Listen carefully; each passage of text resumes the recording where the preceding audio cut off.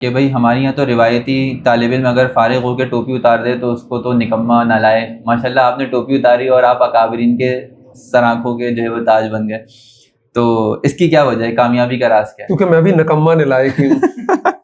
حقیقت ہے, یہ حقیقت ہے, میں نکما ہوں, نالائق ہوں. اگر آپ نکمے ہو, میں مزے کی بات بتاتا ہوں. راشد سمرو صاحب یہ ویڈیو دیکھیں گے, بلکہ میں ان کو بھیجوں گا. پچھلے سال کی بات ہے, ہم ادھر ڈی ایچ اے میں بیٹھے ہوئے تھے, پچھلے سال نہیں شاید, تو وہاں ایک کورس کے سلسلے میں ڈسکس کر رہے تھے کہ میں نے یہ کورس بنانا ہے, ڈیزائن کرنا ہے, اور اس کی بہت ضرورت ہے. مشورے کر رہے تھے ہم دونوں آپس میں.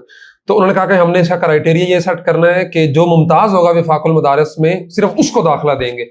تو میں نے کہا اس کا مطلب یہ ہے کہ پھر آپ میرے جیسے بندے کو تو آپ داخلہ نہیں دیں گے. کہتے کیا مطلب؟ میں نے کہا میں تو پورے وفاق المدارس کے جتنے درجات میں ایک دفعہ بھی ممتاز نہیں آیا. ثانیہ میں بھی ممتاز نہیں ہوں.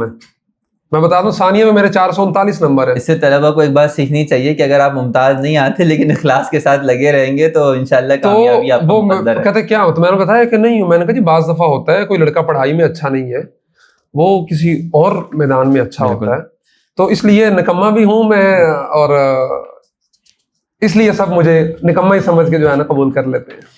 نہیں ایسا نہیں ہے. اللہ تعالیٰ اگر آپ نکمے ہیں تو اللہ تعالیٰ ایسا ہی نکما سب کو بنا دے.